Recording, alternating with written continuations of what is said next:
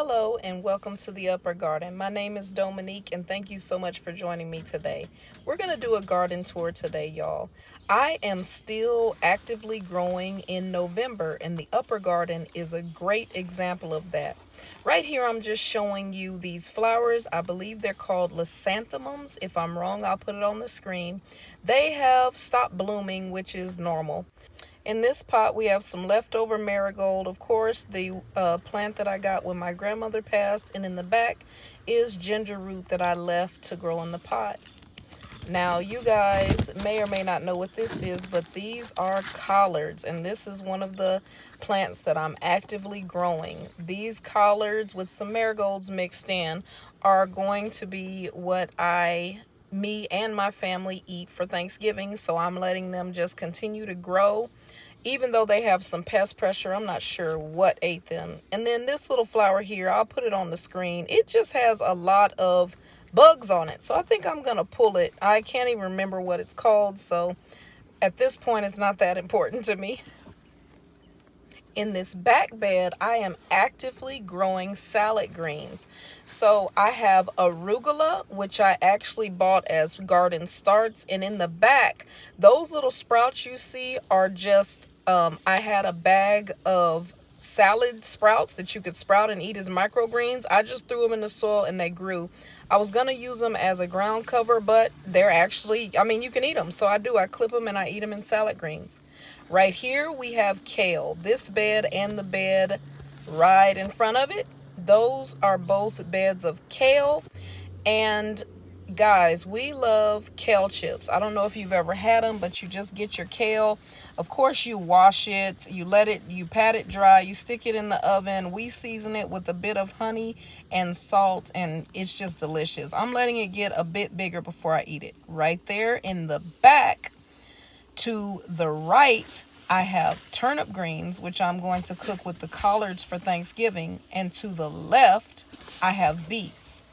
This is my first year growing these turnip greens, and I am super excited. I'm trying to show you that I really don't know if the turnips are developing under there or not, because I've never grown turnips or had turnip greens, but it's a nice experiment.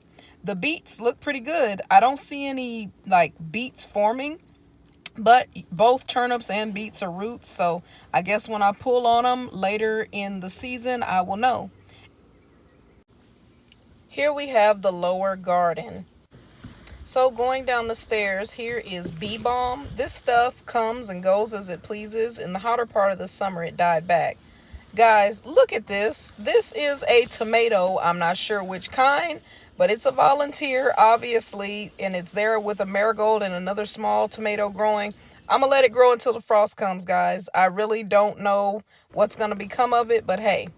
This is my loquat tree, and if you watch the very first videos when this thing was on the deck, this is my coming up on third year of having it, and it finally has fruit on it. Below, I'm pointing to rhubarb.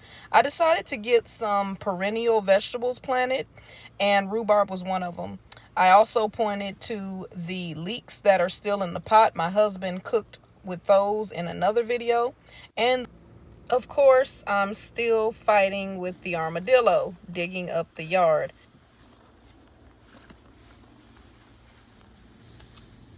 So here we have the Blue Lake vining beans instead of bush beans, and the armadillo dug in there. That's why I zoomed in. Guys, I have been so impressed with these beans. I planted these back in, I think it was September or the end of August, and I have already had 2 harvests on them. I'm going to have a third, but you can see how large the beans are getting because I often forget they're back here, to be honest with you. This is the lower garden, and the work we did to the right just to keep the armadillo out of the onion bed. It has been successful, and you can see some of the onions popped up. I might drop a few more in the ground just so I have a bigger harvest.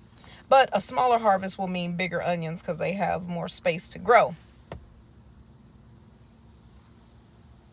In the back, you can see that I have a cover crop, and that is field peas, which are legumes, and wheatgrass. All right, you all, here is the notorious bean screen. Look, I finally got beans. Even if it's just a handful, I will count this a success. Next time I'll be more diligent in the time I plant them. Here is my beautiful Meyer lemon tree. Guys, this is going on the third year that I've had this beauty. Or this is entering the third year that I've had this beauty. And look, we have full grown lemons. That lemon is huge. It is definitely above baseball size. I'm so excited to harvest these lemons. I'm going to use them in a 7-Up cake. I'm still just tickled that I actually have these lemons.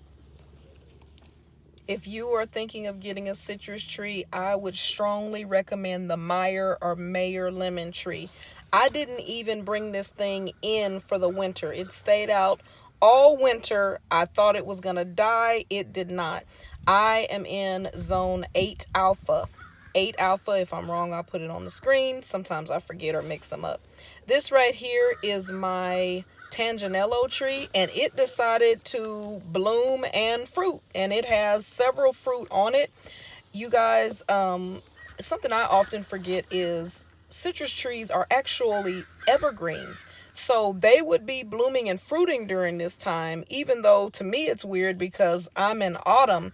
To them, they're just like right on time. And of course, good old-fashioned African basil. Here I have an Australian finger lime. This is difficult to show you, but if you see those little bitty red dots, those are little finger limes. It's a very thorny, brushy tree because it's from Australia. Here, you guys, if any of you know anything about June plum, I cannot get these things to change color, and I'm afraid that frost is going to come and I'm going to lose the fruit. Okay, here we have my Calmanden, and it's not looking too good. It's dropped a lot of leaves, but it still has some fruit on it. It may just be going dormant. And then here, of course, is the kumquat. The smaller two trees that I didn't focus on, I cannot remember what they are.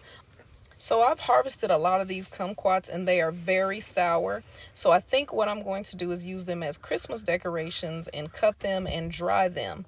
So here I'm just comparing this Tanganello to the kumquat. The Tanganello fruit should get much bigger.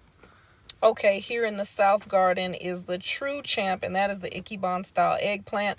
I bought this back in the spring, planted it. It looked terrible all summer. Its time to thrive is in autumn. I have discovered in my grow zone, it produces tons of eggplants. Over in this green stalk, which I'm actually going to get rid of. I'm just not a good green stalk grower, but I have cutting celery, mint, some carrots on the bottom. And here, I have to put it on the screen because I always forget what that plant is called, but it's actually in its second year of growing in the green stalk. I, of course, have peas, which are trellising up. The orb weaver spider is over there. But you can see the peas. You can see them hanging off the plant right there. I have peas in the front and back bed. The hydrangeas came back. They're beautiful. My daughter was like, oh wow, what'd you do to hydrangeas? Nothing. They just came back. Praise God.